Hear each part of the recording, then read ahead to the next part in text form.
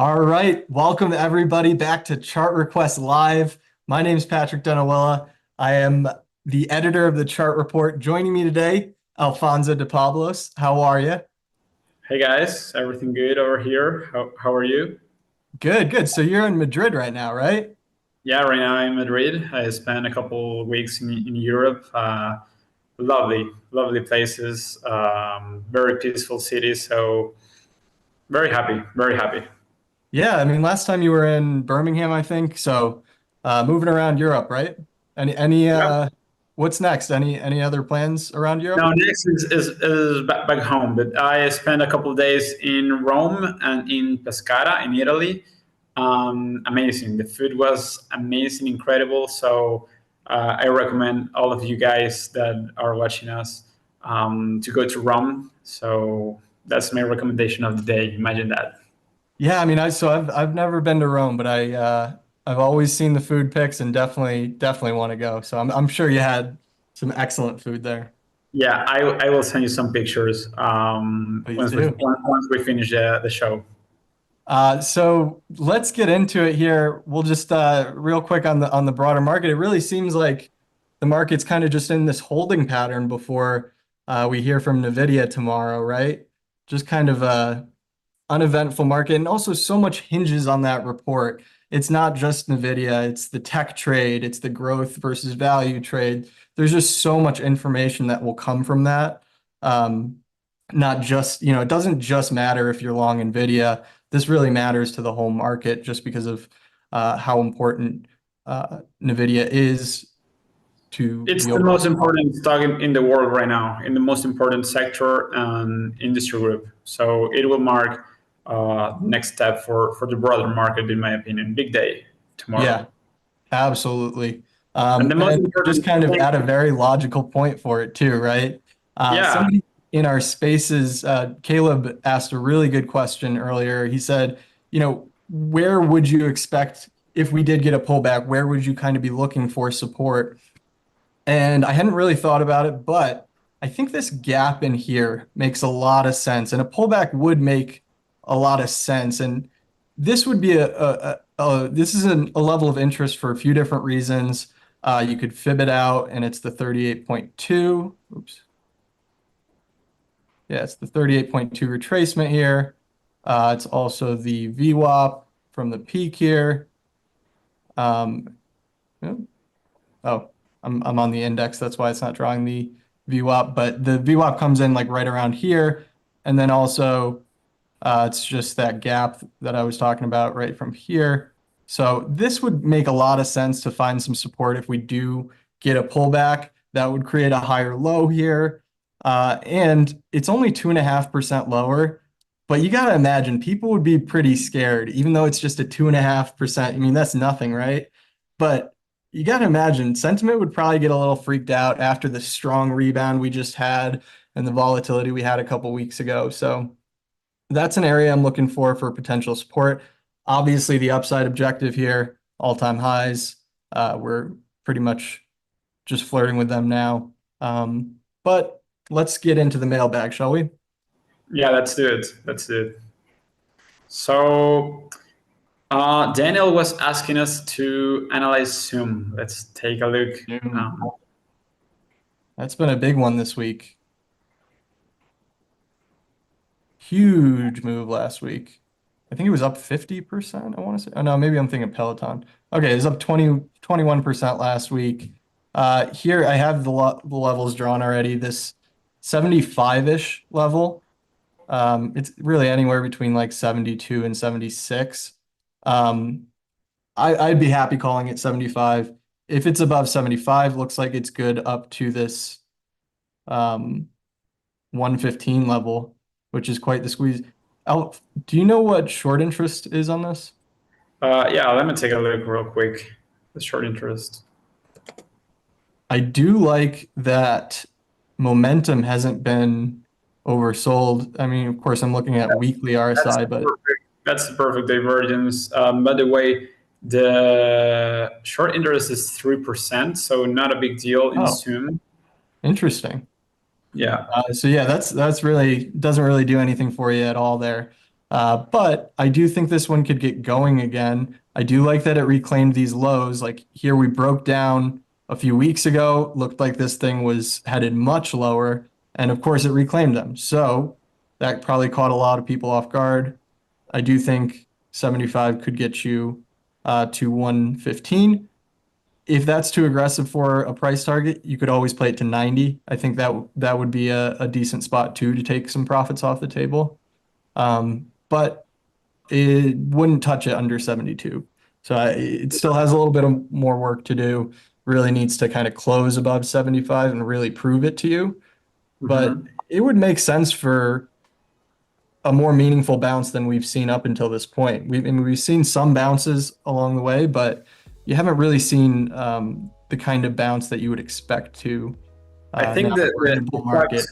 Yeah, I think the fact that it reclaimed that shelf former lows is a good sign to start thinking on a trend reversal. So as long as we are above that shelf former lows, I give the bulls the benefit of those for sure. But still, a downtrend for me, yeah, it will work on its way higher, but still have some work to do. That's for sure. right. I I'm think not. Yeah, it's I'm always a not. good reminder that, basing is a process. Usually a bottom is a process. It's not an event. Now, I know what we just saw in the S&P, that was more of an event type bottom, right? But you don't normally get these V-shaped bottoms. That's really rare. I know we're dealing with one now, but usually bottoming is this really frustrating process where you take two steps forward, one step back. And so it takes a while. It's frustrating. But that's how you build a nice sustainable uptrend from a nasty downtrend like this. So probably a frustrating process. I think 90 would be a good level to the upside and 115. Yeah, I like it, and we'll explain the base building process. So Yeah, now Nick is asking us about American Express AXP. alrighty. Now this one, Look at that. just at eyeball, it looks beautiful up and to the right, nice uptrend, but I bet it's hitting a fib target here. Okay. So it ran into this, and you can see that's pretty much where the uptrend stalled and this is a weekly chart. So it hit that level in April, and then for 3-4 months just sideways, and we're finally having a decisive resolution above there now. I would call that a breakout of that level. And you could kind of round this off to 250 if you want. I'll just do that for the sake of conversation here. Or 242, we'll call it that. 242 above there looks good up to 311 there. This next I like one. it. Yeah. I like it. Another Strong one side, that and in a strong area of the market too. Financials have been leader, and there's no sign of that stopping. yeah, these credit services stocks are starting to look good again. For example, one that caught my attention this week, I was talking to Strasa about PayPal. Very similar to the Zoom, very similar to Peloton, trying to reclaim a shell of former lows, carving out a short-term base to try to shift the trend to the upside. So it's looking good. And the fact that this stock never broke down, it's information at the end of the day. The fact that which one didn't break down? The PayPal, for example, Yeah, I agree. You could even draw a little head and shoulders here. Point is it's basing. It's had it plenty of time. I mean, this thing has taken forever to get a meaningful bounce or bottom. But I agree with you. I like it above this 70 level, this shelf of support here. And back to AXP, American Express, the fact that it's making new all-time highs. I will say the biggest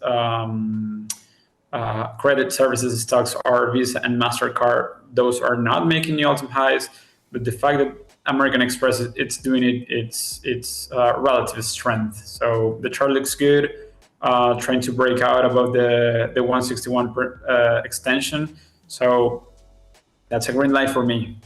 Yeah, I love it. that's a very good point about Visa and MasterCard, and those two have traditionally been pretty strong. So definitely a good look from American Express here. Yeah, it's leading the way up Yeah. for that And space. now you do have momentum diverging here a little, but this doesn't worry me as much as if, I'd like to see this get overbought here, but it's still in a bullish range here. We're not hitting oversold. I don't think you need to get too worried about the bearish momentum divergence that's here. Because Yeah, it could easily, RSI could easily just spike here. That's the tricky thing about RSI divergences is you really got to wait for confirmation before you act on them. yeah, exactly. Well said. Well said. Ah, thank you. How about Netflix? Yeah. Jeff Netflix. was asking us about Netflix. Yeah, so this one, I was excited about Netflix here when it was 700 is the clear level here. Very clean chart. This is one that I've been watching very closely here. You got this little correction here after we broke out to all-time highs. So it did shake out some weak hands here. Probably stopped a lot of people that bought that breakout out. If it's above 700, I think it's on its way to 1,000 by year end. I really think that it could do that. That's just that fib right here. If you zoom out, it doesn't look too unrealistic. It doesn't look that much higher if it resumes that uptrend. And this thing has gone nowhere for pretty much 3 years. And it just went through, this was the third worst drawdown ever. It lost 3/4 of its value in 6 months. So the fact that we recovered from all that, you think we're just going to stop here and then that's it? I think if people held on for this long, they're not going to sell at this point. They're holding out for much higher prices. So with Netflix, 700 gets you 1,000. I think this one's super straightforward and a great one for people at home.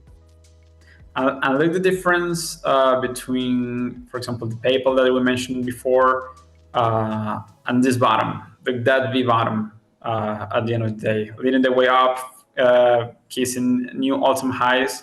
In fact, the communication sector XLC, it's looking very, very similar. It's right there trying to break out. I think Netflix looks very, very good, and you have your risk level very well defined. That's the most important thing. Yeah, and here's what he's talking about here. This is XLC. Interestingly, Netflix is not. My internet might be a little shoddy, so I'm sorry about that. Interestingly, Netflix is not one of the bigger components in XLC. I think it's like the 8th maybe or 10th. It's not even up there in the top 3 or 5. But it looks just like XLC looks just like Netflix, doesn't it? I guess it looks a lot like Meta too. Yeah, I mean, Meta is 23%, and then the Googles come with 20%, and Netflix represents 4.44% for the XLC. They look identical. That's nothing. Yeah. And look, Meta, that's another one. That's a big one within this space. It broke out of that base. It's leading the way higher, coiling in a tight range. So if Meta breaks out from that range, I think a new leg higher will begin soon for Meta. Yeah, absolutely. At first, I thought you were talking about how this looks. This Meta is a perfect roadmap for what we'd want Netflix to look like, right? Like exactly. Yeah. Like if we hadn't seen it up until one sec. So let's say this is where Meta was, right? This looks just like Netflix now. Yeah, that's a perfect example.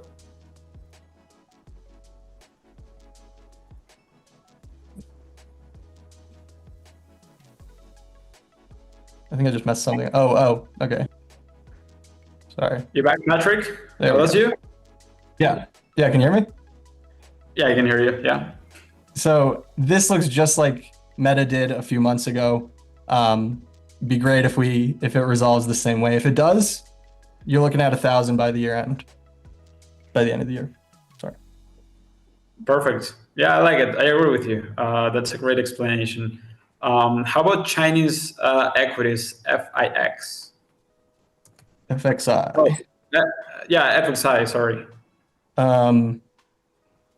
Man, China. So this one, I got bulled up on China a few months ago, and it was mostly just because it refused to break this level. It must have been back in February, March that I was getting bulled up on it, but it tested this level. This was the financial crisis lows and the 2022 bear market lows, and it refused to break those. So to me, seeing that, it was saying, okay, this one is at least due for a bounce, maybe not a trend reversal, but at least a bounce. You got the bounce, and so far you didn't even make a higher high. So this one's frustrating. It's a tough one.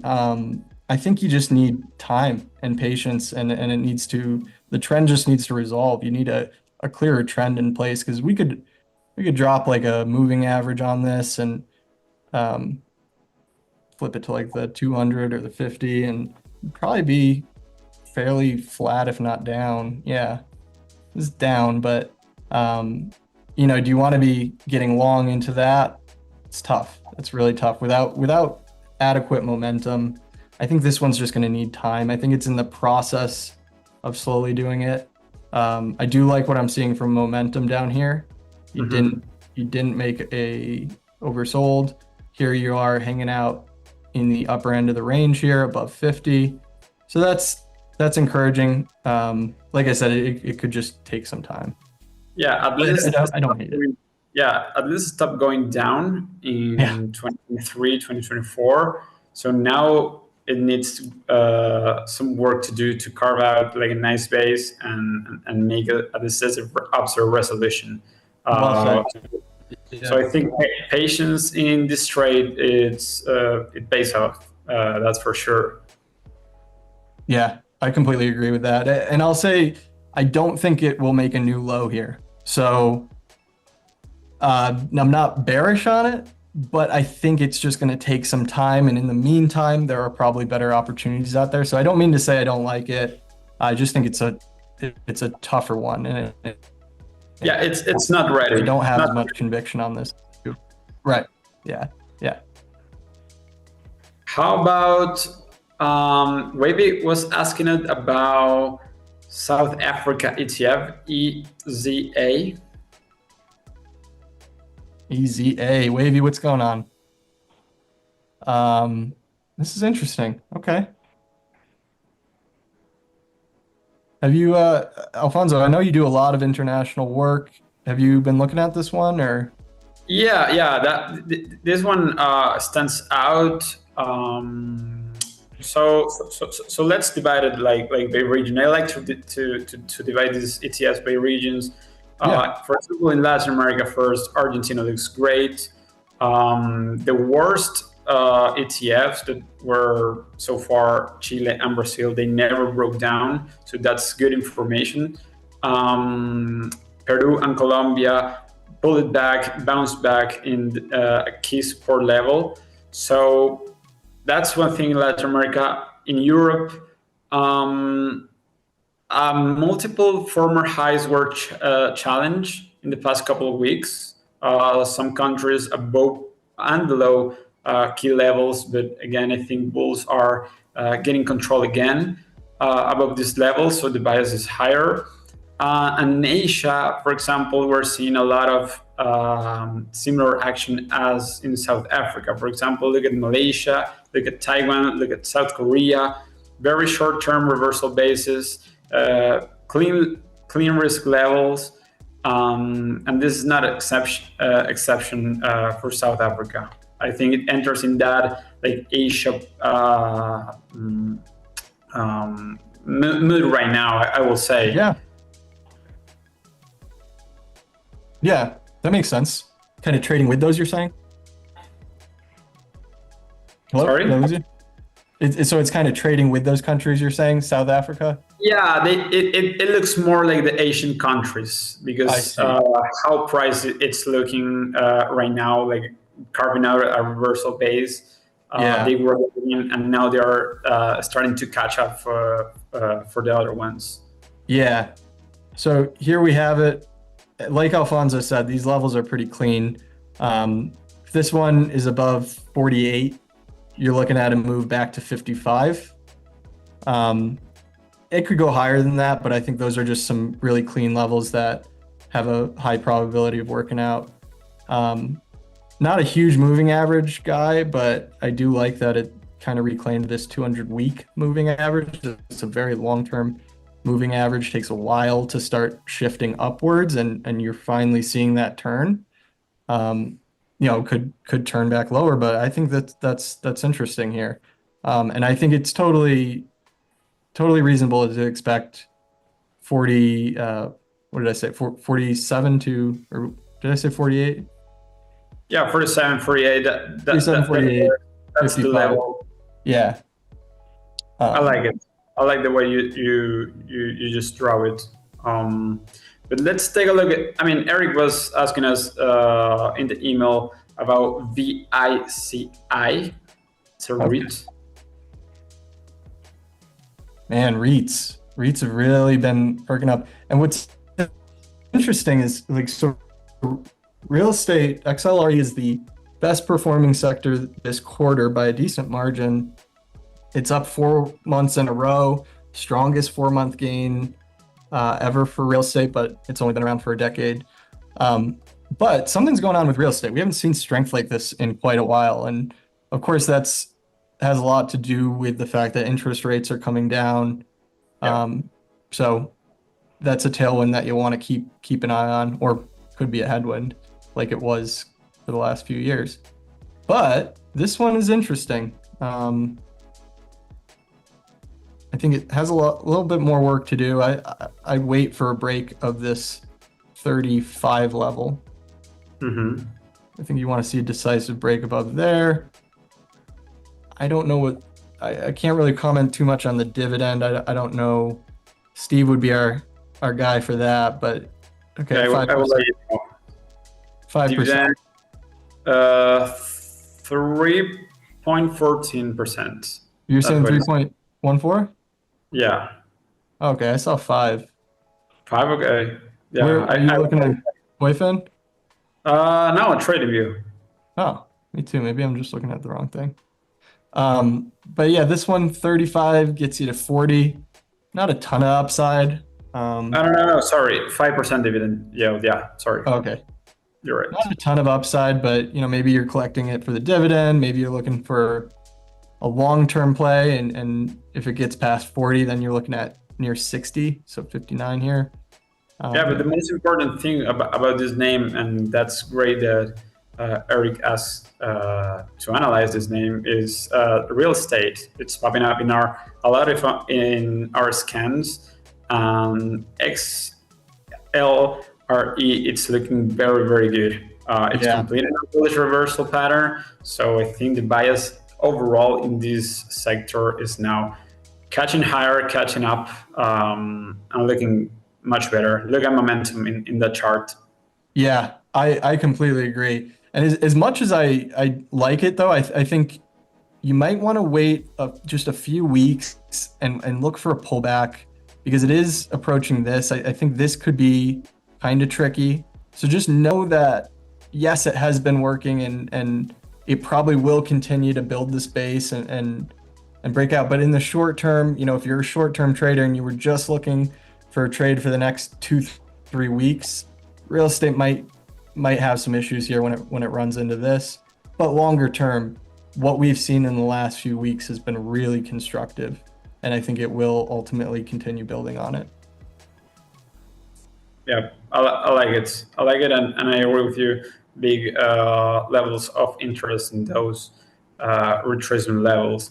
So Dan asked us about CAR. How about that one? CAR. No, CAR. Yeah, exactly. Okay, Avis. Uh, Man, I remember. I think it was Avis. I think this was one of the largest components in the Russell for a while. Something weird like that. When the Russell peaked back in November 2021, it was weird because you had meme stocks doing some strange things that were also doing some strange things to the indexes. But anyway, so this one nasty downtrend here. You're looking to play a bounce. I don't think you're going to get a super meaningful trend reversal here. Well, maybe try to zoom out back to 1998, and price is close to those highs from 2014 and 1998. So Yeah, I see what you mean. you know that Yeah, you're not would have wrong. been It's a pretty big level. yeah, yeah. That's a good point.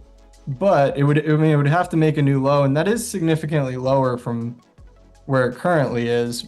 Hmm. I think I wouldn't play it on a bounce here. I do agree with you. I think this level is worth playing, but you'd have to wait for another, what is that, like 10% at least? Oh, okay. Yeah, more like 20%. Percent, yeah, that's a lot. But that 68, 70 level, that's well, actually all the way down to like 66 to 70.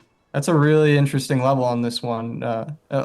As Alfonso said here, it's the 2014 highs and these 1998 highs. So, gotta imagine there's at least some support there. That would be the level that I would be looking to play. I wouldn't buy it here. I know you have this bullish momentum divergence, but Yeah, but that's not enough for me.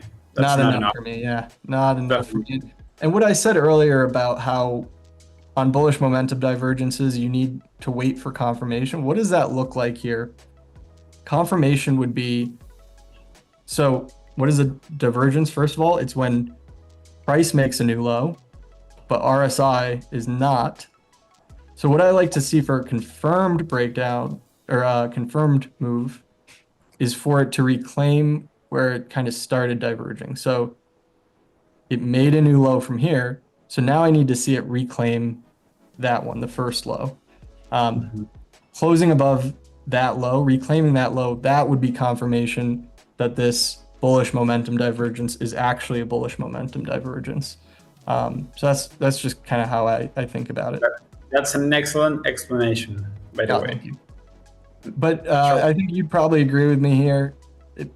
I'd rather see it come down here and test it before getting in here. Would you agree? Yeah, I mean, it broke down of a short-term topping pattern. It's like in the middle of the breakout level from that topping pattern and the massive base breakout level. So I will wait or to reclaim what will be to reclaim. Yeah, like once. I'd really like to see reclaim 140 here. You Yeah, could that will jump be it like a little if it reclaims this 112 level. But ultimately, I think 140 needs to be repaired if you're ever Yeah, going to it's a wide range, so Yeah. it's not easy to play this one. But Yeah, for me, this it's is a a no touch. volatile chart.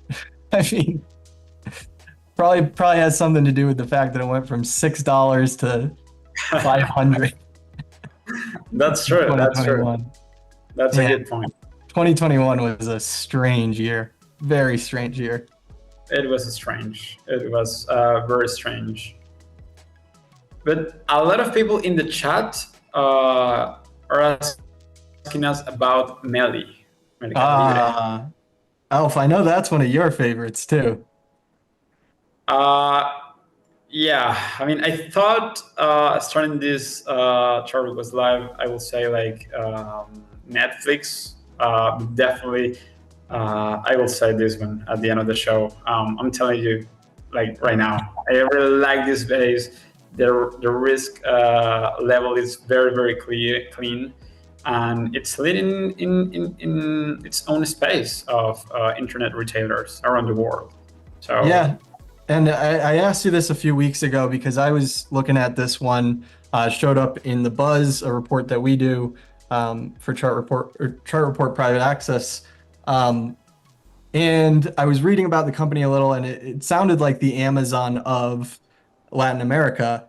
And I asked you about it. I was like, is that true? Like, do people actually use this a lot? Because sometimes we see these tickers, we read about these companies, we trade them, but we don't really know, especially when they're overseas. But you're saying that this is actually very legit, very popular company, right?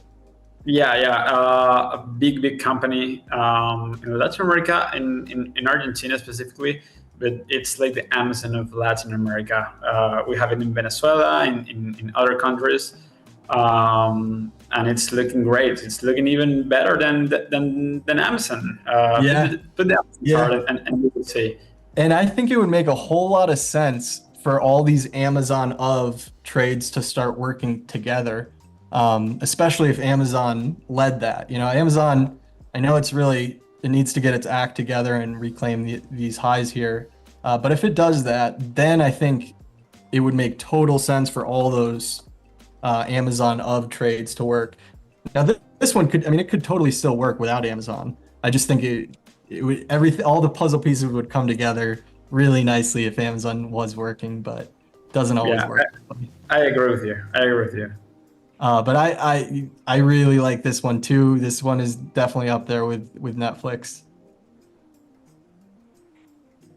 Yeah, I like Oh, those big bases. That's for sure.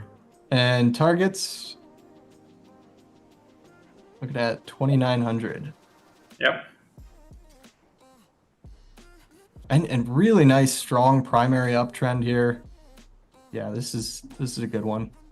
Yeah, healthy, big consolidation within an ongoing uptrend, strong uptrend. So I really like RSI this. confirming here. Yeah. I really like this one. So now let's take a look at other tickers from the chat. Oreo Gameplay asked us about SGML. SGML, Mm-hmm. Lithium. So lithium stock. So with this one, kind of back to what I was talking about before, waiting for a confirmed failed break, or I'm sorry, a confirmed bullish momentum divergence. You have the bullish momentum divergence here, but I would wait for it to reclaim that first low, which is right around here. So far, it's acting as resistance, so hasn't proved to us yet that it's ready. But if it reclaims that 12 level, I think you could play it up to 19, which that's a nice move right there.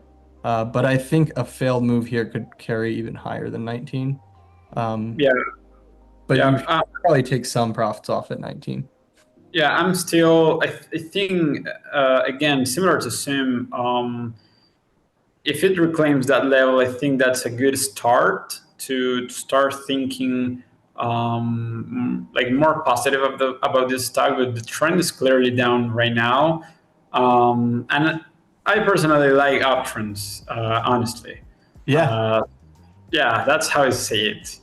No, It's in like the most in the strongest group right now. So in its time, in its work to do, in my opinion. yeah.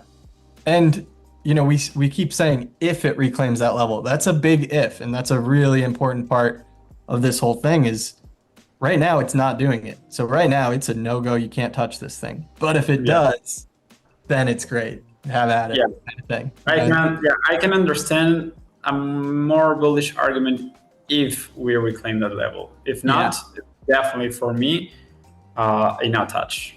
Yeah. And I think for people who don't understand technical traders, that sounds kind of crazy because it's like you love the stock yesterday, now you hate it. It's like because that level is everything to me. If it's above that, we're game on, like just put it all on the table. If it's below that, don't want anything to do with it, right? Whereas if you're a fundamental trader, your opinions don't shift like that quickly, unless you're bipolar or something. But yeah, Little So nuance to us technical traders. yeah, that exactly. So Donovan was asking us about some ratios for XHB relative to the S&P. So maybe we Yeah. take a look at those charts. Yeah, and Elf, I know you've been watching this one too. I think you actually brought this up, XHB SPY on the Yeah. relative basis. This base, I mean, this is something. Do you want to break this one down? You got any thoughts here? Yeah, I mean, monster base break on a relative basis. I like it to look at it um, in absolute terms. The home builders, if you overlay it with the S&P, it's a good Like leading indicator kind of? yeah, leading indicator, a good roadmap, like confirmation for the broader market. If home builders are doing okay and doing great, expect the broader market to do good as well.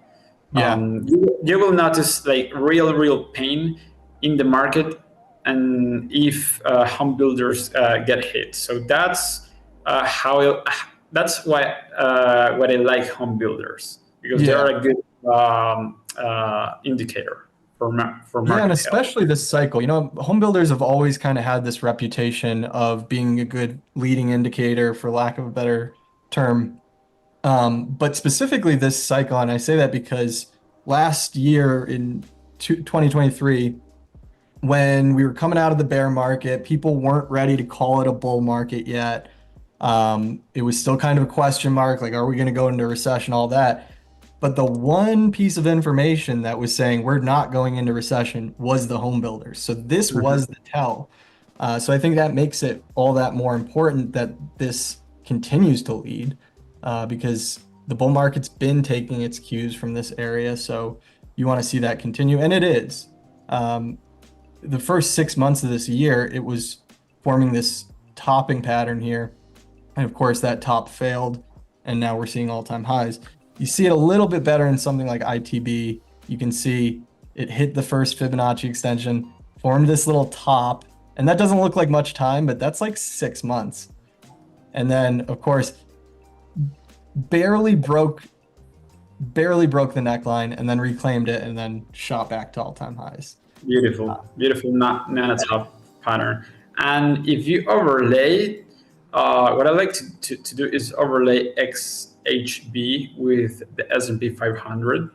A good signal for this cycle, it was when XHB bottomed on June the 2022, and the S&P did not. So that was like a big indication for me. Wait, I'm sorry. So you were saying, so Yeah, look at that divergence, positive divergence at the 2022 lows. oh, I see what you mean. Okay, so stay with us here, folks. The pink line is the S&P, and what he's saying is the S&P made a new low here at the bear market low. This was the bottom of the bear market. Home builders, XHB, did not. And that's what you're saying, right? Exactly. That is a great divergence there. And So that's you're not just cherry picking here. There's good reasoning behind that too. And I'll bet you if we looked at like semis or something, probably had oh, nope. No, they made it low with the market. it will depend on the cycle. Semis definitely do a similar job, and Yeah, very similar. that is very interesting there.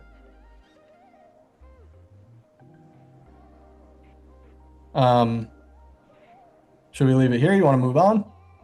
Yeah, let's do a couple more and we will finish for today. So Trey was asking us about XLF, and Vicky was asking us about KRE. Let's take a look at those financials and banks. Yeah, good way to end it. End it on strength.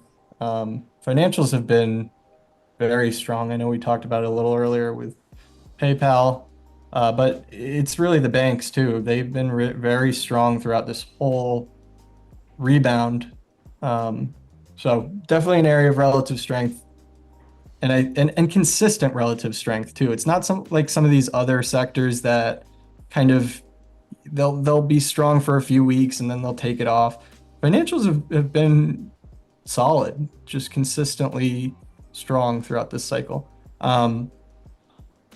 Took a while to kind of really decisively break out and leave this level, but now that we are, I think you're looking towards 49 or 50 for your target here.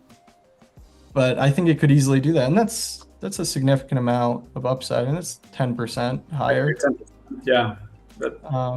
But this is just textbook base here. And financials also, they've got a lot of making up for lost time to do, because this sector only broke its its great financial crisis highs in 2021. So while all the other sectors were making progress over the last decade, this one just started breaking out in the last couple of years. And how nice is it, Alfonso, that it formed that base right on top of those former highs? Beautiful. That's what we call polarity. Former resistance turning into support. This is the best example you can show to a friend, to a family member. That's how it is. Yeah, and I remember having JC on the show back when financials were testing this level last year, or maybe the year before. And I remember JC saying, it's all about the financials. If financials break this level, that's a really bad sign. And of course they didn't. They held. And of course that was good information. That was and now the fact that they are making new autumn highs is also a good information, very similar of not breaking down at that moment. Yeah. Yeah, absolutely. So it's very constructive. So Vicky was asking us regional banks to keep on these financials. Yeah, sticking with the financials. Switch it to a daily, sorry. So with KRE, this 56 level is crucial. So this level held up throughout the entire bear market. As weak as everything was out there, this level held twice. And then you had the banking crisis and it couldn't hold anymore. And that's when you got that real waterfall decline, is when we finally broke that level. So we reclaimed it, and we reclaimed it with no problem. I thought we were going to have more of an issue here, but of course it has been kind of messy, very messy these last few weeks here. I think if it's above that line in the sand, above 56, it's good.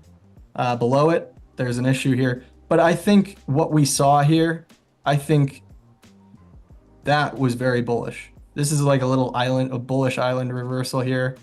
Beautiful. You had the gap lower followed by gap higher, just leaving the bears trapped on this little island here. And I think Friday's move was really constructive. The fact that we decisively reclaimed it like that. Here we are just kind of retesting it. Like I said, the overall market's in this holding pattern and just kind of pausing ahead of NVIDIA. So if I had to guess, I think this one probably does stick 56, but you got to give it the benefit of the doubt if it's above that line. Yeah, that's for sure. I think if we reclaim that line, that area of 56, 57, that is very, very positive for the market. But the fact that that island reversal that you just show us happened exactly at the December highs from last year, it's a big level in my opinion too. Great point. Remember that when we had that breath thrust last year in December, and that's a big level too. Yeah, that makes sense. And you said it's important to the broader market, specifically the Russell 2000, because regional banks, big part of the Russell, and it's been a big reason that the Russell hasn't been able to get going. Regional banks have really held it back, and they're a big, that and biotech, biotech and regional banks are a big reason why uh, Exactly. the Russell just hasn't been able to get it going like some of the other indices. Every time someone mentioned banks, I think also in biotechs because they are a big, Okay. yeah, big component for small caps. So Yeah. I And what do you like, think of biotech right now? So it's holding up, right?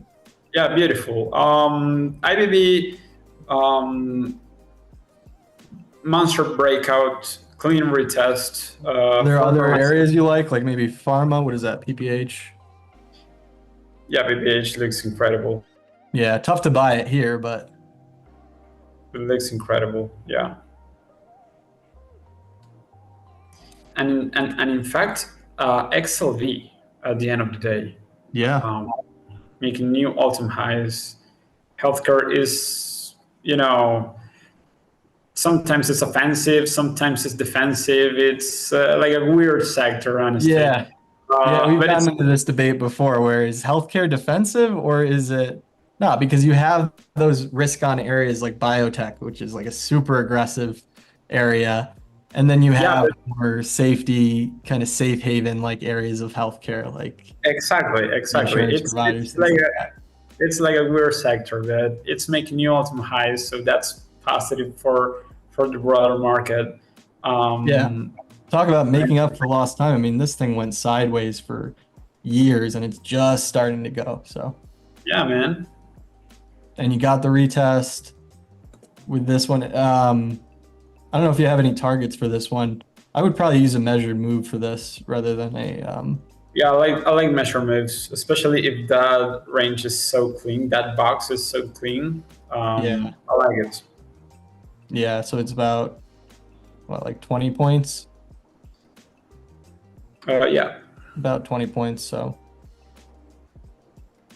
what's that? 162. So it's getting there. About yeah, that. it's near, but I like it. Yeah. Should we leave it here for the day? Maybe we can do one more, Yeah. and that's it for today. Bill was asking us about ARM. Let's take a look at that one. That Yeah. will. So this one is at the mercy of the semis. It's going to move based on what NVIDIA does tomorrow. I got this trend line drawn here. I think that's pretty significant. It's right at that VWAP 2. So this area, this is crucial. After NVIDIA's earnings, you really got to see it, reclaim that. There's a good chance it could. But so far it's getting rejected, and I think you got to respect that. And if it's Yeah, below this whole mess, I think you got to be looking towards 97 or sub 100. Yeah, it will depend probably on Nvidia's report tomorrow. That's a big deal for the entire space and for the broader market, as we mentioned at the beginning of the show. But I love the way you have drawn this chart. That's a confluence of resistance right there. Yeah. It's getting tight, so tomorrow's could be an interesting day for this one too. Yeah. I mean, so it's getting rejected so far, right, at both. But like I said, I mean, it could easily tomorrow. There's no point in predicting it because it's going to do what it's going to do. But it Exactly. could easily reclaim all that and fix that Yeah. if the reaction is strong. I will say though, this gap, man, if it fills that gap, that'd be an ugly one. I think this is probably a level of interest if it ever does break this August low here. You definitely Mhm. want to be looking at that gap area because that's just a vacuum. Yeah, that's for sure. I like it. So leave it here for today. But I'm not sure who's going to be on the show on Thursday, but one of us will, either Steve, Alfonso, Sam, or I. So actually, two of us will be on the show. But thank you guys so much for watching. If you want us to get to your tickers a little sooner next time, be sure to email us your tickers in advance. You can shoot us an email at questions@stockmarketmedia.com. Also, don't forget to join us at 3:45 tomorrow. We have a NVIDIA watch party. JC, Steve, all of us are going to be there. And we're going to be basically just watching the reaction and seeing if we have any insights on that, because it is a huge, huge move for the market. It's a big moment for the market. It seems like, It will be fun. yeah. Let's hope for the best, right? But if not, we'll figure it out. We'll have a plan for that too. All right. Thanks, everyone. Bye, guys. See you tomorrow.